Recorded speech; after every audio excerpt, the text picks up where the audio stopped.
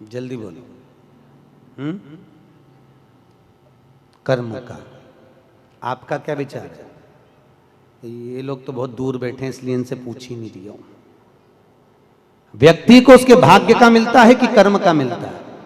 पुरुषों से भी पूछने का मन है मेरा भाऊ, बोलो तो सही कि उसके कर्म का मिलेगा कि भाग्य का मिलेगा? है दोनों का मिलेगा। मेरी माताएं जीजियां बिल्कुल सही कह रही है, दोनों का ही चाहिए। काय का भाग्य का और कर्म का, ये दो हैं।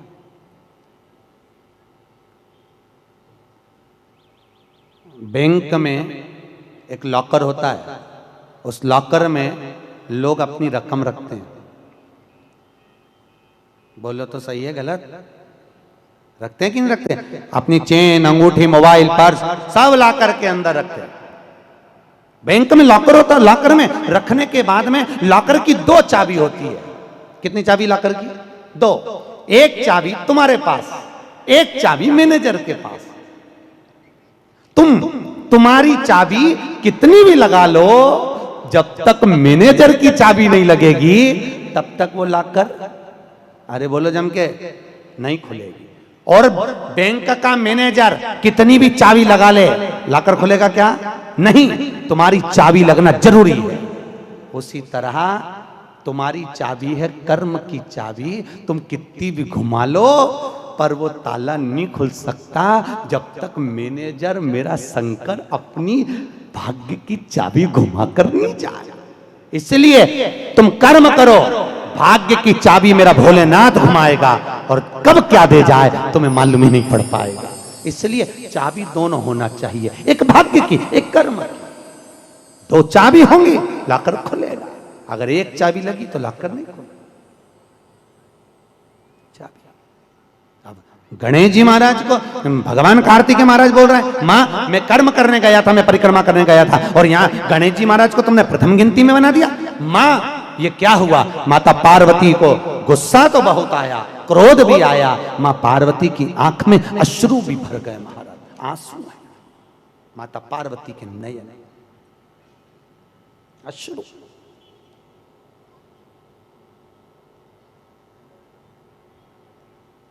मां खड़ी हो गई। माता पार्वती ने आज खड़े होकर भगवान भोलेनाथ जी से निवेदन करा, आपने अपनी जिंदगी की ये गलती कर दी। क्या गलती? शंकर भगवान पूछ रहे हैं कौन सी गलती? तुमने गणेश जी को प्रथम गिनती में बना दिया, कार्तिकेय भी तो गया था, अगर कुछ थोड़ा सा आशीर्वाद रखना था तो कार्तिकेय के लिए रखना था, पर तुमने केवल गणेश को प्रथम गिनती में बनाया है, ये तुम्हारी गलती है। तो गणेश जी ने परिक्रमा भी तो करी है। माता पार्वती खड़े होकर शंकर भगवान से बोली, भोलेनाथ मैंने अपनी जिंदगी में आपसे कभी कुछ नहीं मांगा, पर आज तुम्हारी यह पार्वती तुमसे एक वर चाहती है। शंकर भगवान ने कहा मांग, तुझे क्या चाहिए? पार्वती कहती है आज के बाद तुम्हारी कभी पूर्ण परिक्रमा ना लगे, आज के बाद तुम्हारी कभी पूर्ण प्रदक्षिणा ना हो, पूर्ण नहीं होना चाहिए। कौन ने मांगा? जम के बोलो, पार्वती। शंकर की पूर्ण प्रदक्षिणा माता पार्वती ने कह दिया भोलेनाथ आज के बाद ना हो, क्योंकि तुम भोले हो, तुम्हारे आसपास कोई घूम लेता है तुम उसको कुछ भी निकाल कर दे देते हो। होता है, दो बहुएं होती हैं, एक बहू रहती है पूना में, बोलो कहां? मुंबई या पूना, और दूसरी बहू तुम्हारे साथ रहती है, अरे बोलो जम के, एक दूर रह रही है और एक तुम्हारे साथ रह रही है। पर सास को जो साथ रह रही है ना, रोज पूछ रही है ना, वो अच्छी नहीं लगती, वो जो दूर रहती है ना उसका गुणगान 24 घंटे करती है। ये डोकरियों की आदत भी बुरी, बढ़िया, बड़ी बुरी आदत। जो पास रह रही वो अच्छी नहीं लग रही, जो दूर रह रही ना वो दिवाली पे आती है, बस दिवाली पे 30 त्योहार कराती है, और दिवाली पे आते और आके पल्लू वल्लू लेके मम्मी जी मम्मी जी मम्मी जी करके आई आई करके बस 2-4 बार इधर उधर घूमेगी और सास इतनी खुश हो जाएगी, तुरंत अंगूठी निकाल के चुपचाप रख ले,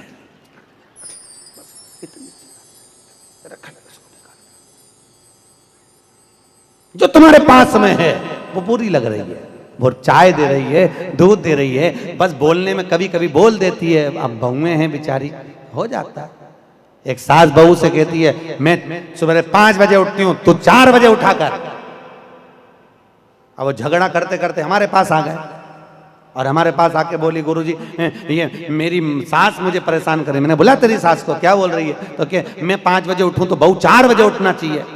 तो मैंने कहा अच्छी बात बोली, कोई दिक्कत वाली बात नहीं है। एक काम कर, बहू की उम्र है 20 साल, तेरी उम्र है 70 साल, तू 20 साल की बन जा, मैं भी इसको जगाना चालू कर देता हूं। जब तुम, वो कहते हैं ना, सास भी कभी बहू थी।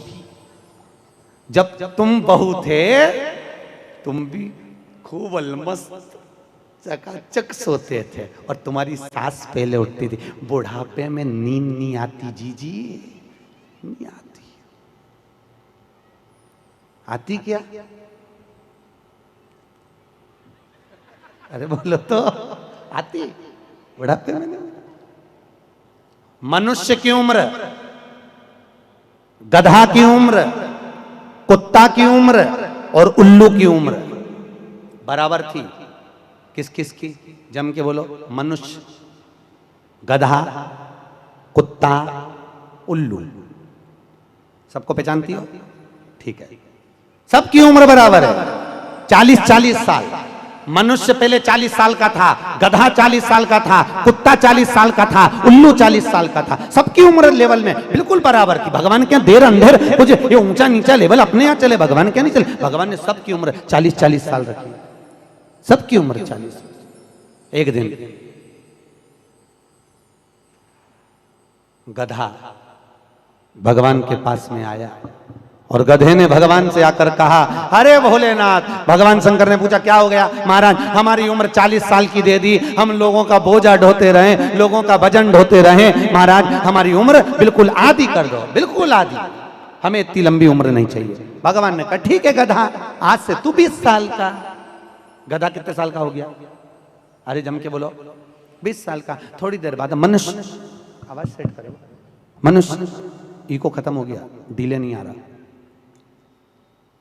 मनुष्य, और थोड़ी देर बाद में मनुष्य भगवान के पास पहुंचा। भोलेनाथ आगे वापस आ गया, मनुष्य पहुंचा और भगवान के पास जाकर बोला, भोलेनाथ। भगवान शंकर ने पूछा तुझे क्या हो गया? भोलेनाथ 40 में मेरा क्या होगा प्रभु? भगवान ने कहा गधे की बच्ची है। कितने साल बचे हैं? 20। मनुष्य कहा दे दो प्रभु। भगवान ने कल ले जा। कितने का हो गया? जम के बोलो 60 का। थोड़ी देर बाद कुत्ता आ गया। कुत्ता शंकर जी से बोला भोलेनाथ। शंकर भगवान ने पूछा तुझे क्या हो गया? महाराज 40 साल की उम्र दे दी, लोगों के दरवाजे पर बैठा रहूं, दरवाजे पे बैठकर झूठन चाटूं, दरवाजे पे बैठ के रोटी खाऊं, दरवाजे पे दुम हिलाऊं और दरवाजे पे से चिल्लाऊं महाराज मेरी उम्र कम कर दो। भगवान ने कहा ठीक है कुत्ता, आज से तू 20 साल। थोड़ी देर बाद मनुष्य फिर आ गया। भोलेनाथ 60 में क्या होगा? भगवान ने कहा कुत्ता की बच्ची है कि चल जाएगी, ले जा। कितने का हो गया? 80। थोड़ी देर बाद उल्लू आया। उल्लू ने आकर कहा भोलेनाथ। भगवान शंकर ने पूछा तुझे क्या हो गया? महाराज 40 साल की उम्र दे दी, रात रात भर जगता रहूं, पेड़ पे टंगा रहूं, रात रात भर मुझे नींद नहीं आती भोलेनाथ, मेरे को रात भर चौकीदारी करना पड़ती, रात भर पेड़ पे बैठा रहता हूं, रात भर वृक्ष पर बैठा रहता हूं, मेरी उम्र कम कर दो। भगवान ने कहा कितनी कम कर दो? बिल्कुल आधी कर दो। भगवान ने उल्लू की उम्र आधी कर दी। कितने साल का हो गया? 20 साल का। थोड़ी देर बाद मनुष्य आ गया। मनुष्य आकर बोला अरे भोलेनाथ। शंकर भगवान ने पूछा क्या हुआ? 80 में मेरा क्या होगा? भगवान ने कहा उल्लू की बच्ची है, चलेगी कि ले जा। कितने का हो गया? 100 का। अब तुम खुद देखो 40 वर्ष तक मनुष्य अपनी जिंदगी को सही जीता है। कितने साल? जम के बोलो जरा। 40 साल तक मनुष्य अपने जीवन को सही जीता है। खूब खाता, आराम से पचता, खूब डेंटिंग पेंटिंग सब चकाचक, कपड़े मपड़े सब जोरदार, रकम मकम सब पहने, खूब अच्छा लगे। क्योंकि 40 वर्ष की जिंदगी तुम्हारी है तो 40 साल तक मनुष्य अपने जीवन को सही जीता है। 40 के बाद किसकी लगी थी? जम के बोलो। गधे की। तो 40 से 60 तक मनुष्य गधे जैसा बोझा ढोता है। बच्चों को बड़ा करना है, शादी करना है, मायरा भरना है, परिवार को पालना है, तो बोझा ढो रहा है। जैसे गधा बोझा नहीं ढोता, ऐसे 60 तक बोझा ढोया। 60 के बाद उम्र किसकी लगी? कुत्ता की। जब 80 की उम्र में आता है तो कुत्ते को दरवाजे पे रखा जाता है। जब तुम्हारी 80 की उम्र होगी तो घर के लोग कुर्सी डाल के खटिया पलंग दरवाजे के पास हॉल में बिठा देंगे, वहीं बैठे, और रोटी भी दरवाजे के पास, चाय भी दरवाजे के पास, क्योंकि कुत्ते को अंदर परमिशन नहीं है। और कोई भी मिलने आया तो वहीं से चिल्लाया, वहीं से आवाज लगा रहा, क्योंकि कुत्ते की उम्र लगी है। वहीं से अब कुत्ते के बाद में 80 के बाद 80 से 100 उल्लू की। डॉक्टर साहब क्या गई, डॉक्टर साहब मुझे रात में नींद नहीं आती, डॉक्टर साहब ने टेबलेट दे दी, नींद की गोली दे दी, डॉक्टर साहब ने इंजेक्शन लगा दिया। कितने भी अच्छे अच्छे डॉक्टर को दिखा लेना, पर 80 से 100 साल की जब उम्र होगी, डॉक्टर को क्या मालूम कि किसकी लग गई। शिव महापुराण कहती है 80 से 100 में कितनी भी दवाई खाओ, कितने भी इंजेक्शन लगवाओ, पर रात्रि को नींद नहीं आएगी। गोली खा भी लोगे तो रात के 1:30-2 बजे तक चकाचक सोएगी, 2 बजे के बाद उल्लू जैसी बैठी रहेगी। 2 बजे के बाद कितना भी खाओ, कितनी भी दवाई खाओ, कितने भी अच्छे डॉक्टर को दिखाओ, पर 80 से 100 में जाग रही। आधी रात को जागे, बहू के मम्मी सो नहीं रही, आई सोई नहीं, आई के मारे नींद ही नहीं आई। अब इसके कौन समझाए, उल्लू की लगी, कौन समझाए इसके। 80 से 100। अपन तो सब कथा छोड़ो, अपन अपनी कथा पे आओ, चलो। महाराज तो जो बहुत दूर रहती है ना वो अच्छी लगती है, जो पास में रह रही दूर के ढोल सुहावन, ठीक नहीं है, श्रेष्ठ नहीं है। भागवत ज्ञान गंगा यज्ञ समिति वालों, काय श्रेणी की कथा 10-15 मिनट ज्यादा हो जाए तो कोई दिक्कत तो ना है? हाँ, क्या विचार है तुम्हारा? नहीं, अगर खाना हो तो मैं तुम अक्षतम किस्म कर दूं, मारे कहीं मिर्ची का ठेसा तैयार, अपने कहीं कर। आमठी न चावल, आज तो खूब चक निपटा। अगला प्रश्न है, तो ये प्रदक्षिणा का प्रश्न है। अगला प्रश्न, शिवलिंग की पूजा करने के लिए शिवलिंग को घर में कहां रखें? जहां तुम्हारी मर्जी हो। अब ये तो भगवान शंकर को पूजा घर में रखो ना, जहां पूजन होती है, जहां देवता बैठे हुए वहां रखो।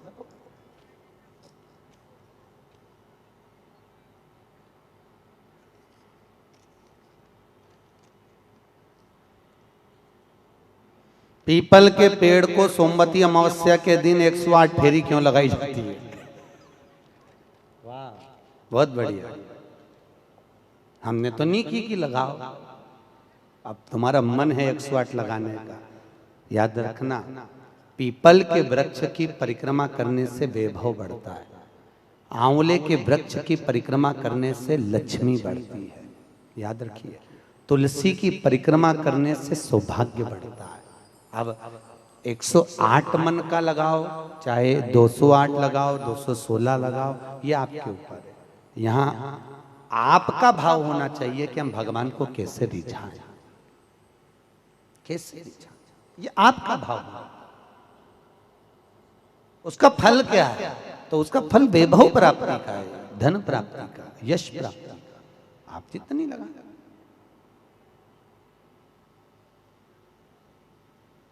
ऋषभदेव जी के पुत्र श्री भरत जी महाराज अपनी योनि से छूटे तो हिरण की योनि में गए। हिरण की योनि पाने के बाद श्री ऋषभदेव जी के पुत्र जो भरत जी थे, हिरण की योनि में आने के बाद में, हिरण की योनि पाने के बाद भरत जी को लगा कि मैं इस हिरण की योनि में पड़ गया हूं, इससे मुक्ति कैसे मिलेगी। तो हिरण की योनि में आने के बाद भरत जी महाराज पीपल के वृक्ष के नीचे जो संत बैठे हुए थे उनकी 108 परिक्रमा करते थे हिरण की योनि में। तो हिरण की योनि के 108 परिक्रमा कर रहे थे। उस दिन थी सोमती अमावस्या का दिन, जिस दिन हिरण की योनि से परिक्रमा करते करते भरत जी महाराज छूट गए थे और वापिस मनुष्य की योनि में आ गए थे। ये 108 परिक्रमा का फल है।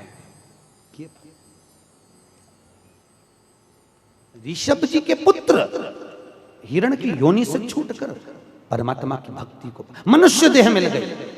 शायद हो सकता है हम मानव की देह में हैं और मनुष्य की देह में आकर अगर हम भगवान की 108 परिक्रमा लगाते हैं, हम भगवान का भजन करते हैं, 108 परिक्रमा के अंतर्गत हम डूबे रहते हैं, तो हो सकता है मनुष्य की योनि से छूटकर हम देव योनि में चले जाए, भगवान की परास प्राप्त हो जाए। मां तो शास्त्र कह रहा है अंजना माता गौतम बाबा से कहने पर शंकर की आराधना कर रही है। और आराधना करी माता अंजना ने, शिव जी की आराधना करी, शंकर की जब आराधना करी, शंकर का अभिषेक करा, भगवान भूत भावन प्रसन्न हो गए और शंकर भगवान ने उसी समय माता अंजना को वर प्रदान करा, तो चिंता मत कर तेरे घर में पुत्र होगा। पुत्र, तू क्यों चिंता कर? भगवान शंकर जब भी देते हैं छप्पर फाड़ के देते हैं। भगवान कृष्ण के यहाँ कितने बच्चे दिए? 1,77,086। अब अंजना माता के यहाँ भगवान संतान दे रहा है। भगवान अंजना माता के यहाँ हनुमान जी महाराज कितने भाई थे? माता अंजना के गर्भ से जो संतान हुई थी, हनुमान जी महाराज सगे भाई कितने थे? हनुमान जी कितने भाई? अरे बोलो तो सही, हनुमान जी भाई कितने हैं? सगे भाई कितने हैं हनुमान जी महाराज?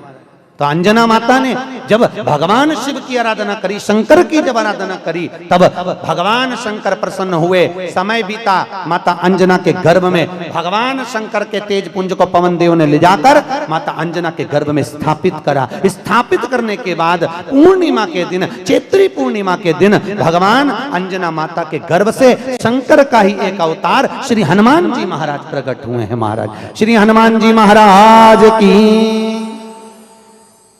हनुमान जी सगे भाई हैं 6। कितने भाई हैं? 6 सगे भाई। सबसे पहले नंबर हनुमान, फिर गतिमान, केतुमान, धृतिमान, यतिमान, ऐसे हनुमान जी महाराज के 6 भाइयों का क्रम वर्णन किया गया। कितने भाई हैं? 6। हनुमान जी महाराज का एक भाई है जिसका नाम है गतिमान। क्या नाम है? गतिमान। और जिसके यहाँ पर फैक्ट्री हो, किसी भी तरह की फैक्ट्री हो, चाहे वो नट बोल्ट की हो, पानी की हो, किसी भी तरह की फैक्ट्री हो, अगर फैक्ट्री में जरा सी भी तकलीफ आती है तो हनुमान जी महाराज के उल्टा पांव, लेफ्ट पांव के नीचे का सिंदूर लाकर गतिमान का नाम लेकर अगर फैक्ट्री पर स्वस्तिक बना दिया जाता है तो वो फैक्ट्री धड़ाके से चलना चालू हो जाती है, कभी खराब नहीं होती, कभी परेशान नहीं करती। महाराज गतिमान हनुमान जी के 3 नंबर का भाई, गतिमान का नाम। ये जो राजनेता होते हैं ना, जब चुनाव लड़ने के लिए जाते हैं और उन्हें विजय प्राप्त करना है तो विजय पाने के लिए वो एक ही काम करते हैं। हनुमान जी के 3 नंबर का भाई गतिमान, उस गतिमान के नाम से जो व्यक्ति युद्ध करने के लिए जा रहा है या विजय पाने के लिए जा रहा है, अपने बराबर का लच्छा जानते हो, नाड़ा मोली, उसको नाप कर गतिमान के नाम से लपेट कर हनुमान जी के मंदिर में रख देता है और उस मोली को फिर अपने हाथ पर बांध लेता है, तो वो हार नहीं सकता, विजय ही प्राप्त करेगा। गतिमान का इतना प्रभाव है, चाहे कुछ भी।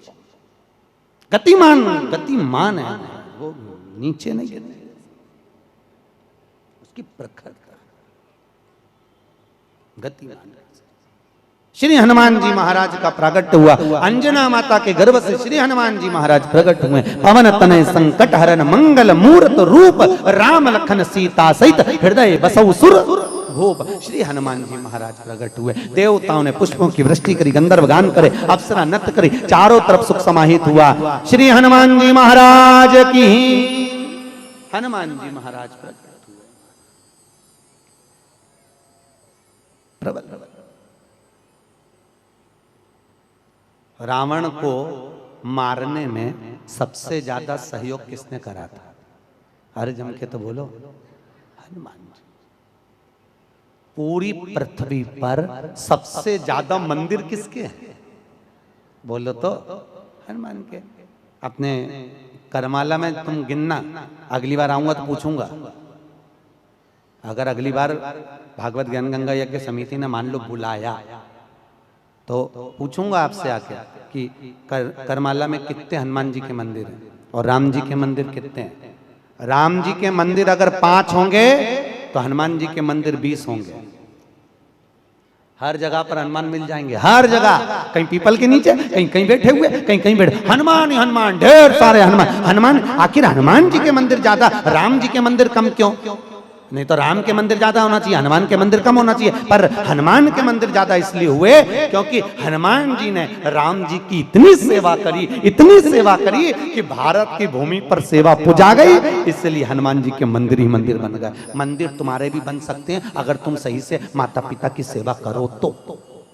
मंदिर बनने में देरी नहीं लगी, तुम करो तो मंदिर बन जाए। रावण को मारने में सबसे ज्यादा सहयोग किसका था? अरे बोलो जम के, हनुमान जी का।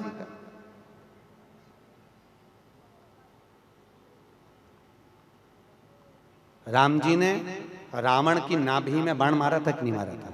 अरे बोलो जम के, क्या था नाभि में? अमृत। तो जब रावण की नाभि में राम जी महाराज बाण मार रहे हैं तो रावण क्यों नहीं मर रहा? मर जा रावण, क्योंकि नाभि में अमृत है, वो तो सूख चुका है, मरे ना। फिर मरता क्यों नहीं है राम? क्यों नहीं मरा रावण? राम जी से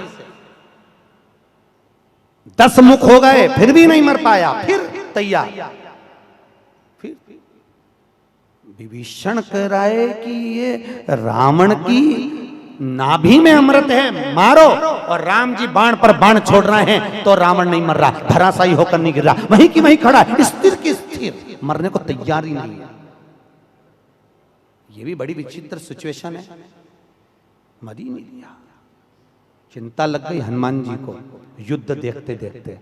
हनुमान जी महाराज समझ गए जरूर कोई बात है जिससे ये रावण नहीं मर गया। भगवान ने इतने बाण छोड़ दिया नाभि में, विभीषण करे नाभि में मारो, नाभि में ही भगवान मार रहे तो भी नहीं मर रहा। हनुमान जी महाराज ने देखा युद्ध अपनी जगह चलता रहेगा। हनुमान जी गए लंका के अंदर पहुंच गए। एक पंडित जी का रूप रखा, संत का रूप रखा, गुरु का रूप रखा और ब्राह्मण का रूप रखकर हनुमान जी अंदर आए लंका में। और लंका में सब लोगों के हाथ देखने लगे। हाथ दिखाओ, अब सही सही बताया। हनुमान तो हनुमान, सबका भाग्य बता रहे। इतने में मंदोदरी के पास खबर पहुंच गई कि लंका में कोई ऐसा विद्वान पंडित आया है जिसको हाथ दिखा तो भाग्य बताता है।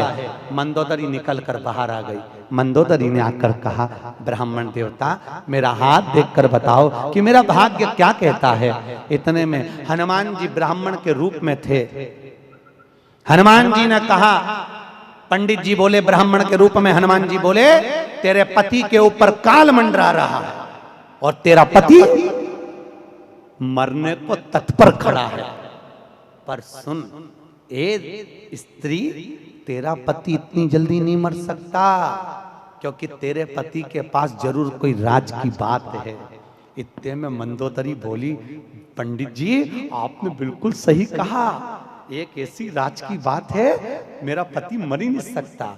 हनुमान जी तुरंत बोले, वो राज की बात या तो मैं जानता हूं या तू जानती है।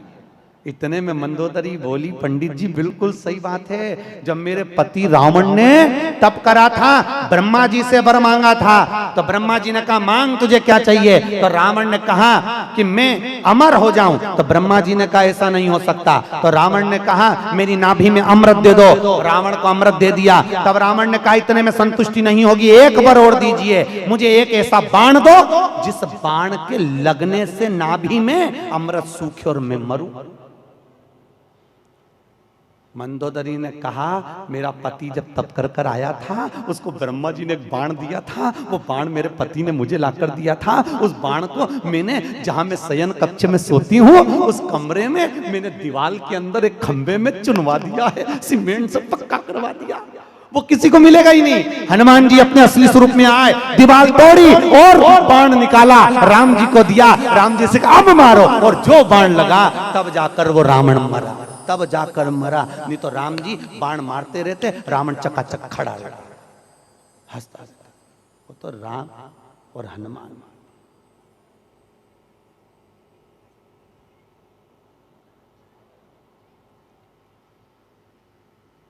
रावण न मरेगा मेरे राम के बिना, और राम न मिलेंगे हनुमान के बिना। श्री राम जय जय राम, श्री राम जय राम। भगवान राम जी महाराज आनंद में विराजमान है महाराज। इसलिए भगवत भजन का स्मरण है, भगवत नाम का श्री हनुमान महाराज। अरे पवन तनय संकट हरन, मंगल मूर्ति रूप, राम लखन सीता सहित हृदय बसौ सुर। भगवान श्री हनुमान जी महाराज सहज नहीं। हनुमान जी महाराज आनंद में स्थापित हुए, विराजमान हुए। कुछ समय बीतता है महाराज, और उस समय की अनुकूलता में भगवान तुमरुका जी चंचुला देवी को भगवान शंकर के नंदन वन भ्रमण की चर्चा करते हैं।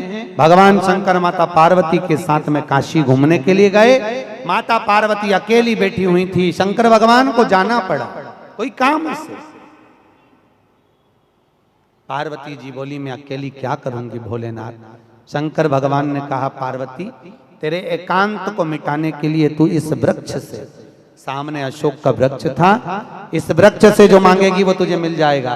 पार्वती जी ने अपने शोक को दूर करने के लिए, एकांत को दूर करने के लिए अशोक के वृक्ष से एक अशोक सुंदरी को प्रकट करा। शंकर भगवान की 6 नंबर की लड़की है अशोक सुंदरी।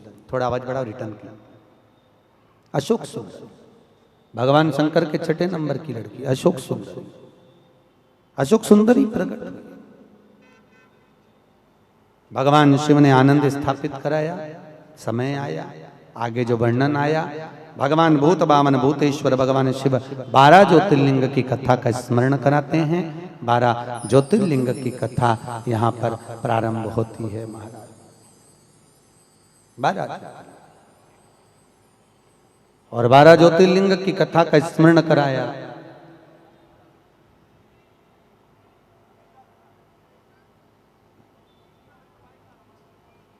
मुख्य यजमान, मुख्य यजमान श्रेणिक जी के पुत्र है ना, उनको बुला लिया।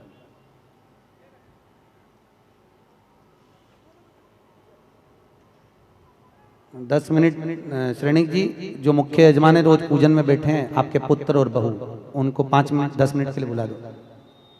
जोड़े से बिठा दो उनको सामने।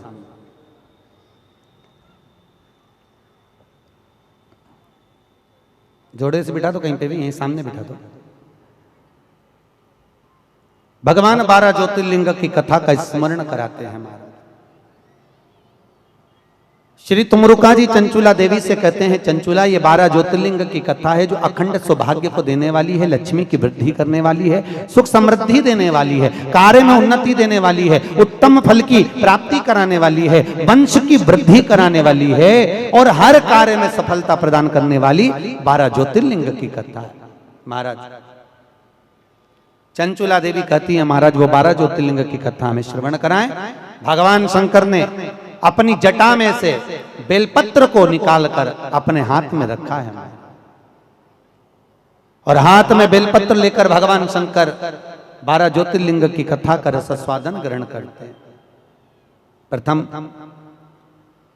एक बार चंद्रदेव को अपनी काया का अभिमान हुआ, काया के अभिमान से चंद्रदेव बड़े प्रखर हुए और अपनी केवल एक धर्मपत्नी रोहिणी पर ध्यान देते थे, बाकी की पत्नियों पर ध्यान नहीं दिया। सारी धर्मपत्नियों ने जाकर दक्ष प्रजापति से विनती करी। दक्ष ने चंद्रदेव को समझाया, चंद्रदेव तुम मान जाओ, अपनी काया का अहंकार ना करो। चंद्र मानने को तैयार नहीं, रोहिणी पर आसक्ति ज्यादा थी। एक दिन दक्ष प्रजापति ने श्राप दे दिया, अरे चंद्र मैंने अपनी इतनी बेटियां तुझे ब्याही और उसके बाद भी तू केवल एक कन्या पर ध्यान देता है, अपनी धर्मपत्नियों पर ध्यान नहीं दिया। मैं तुझे श्राप देता हूं, तेरा शरीर टपक टपक कर गिरे, तुझे क्षय रोग हो जाए। क्षय शरीर टपक टपक कर नीचे गिरने लगा। महाराज चंद्रदेव इधर उधर भटकते हुए देवऋषि नारद के पास पहुंचे।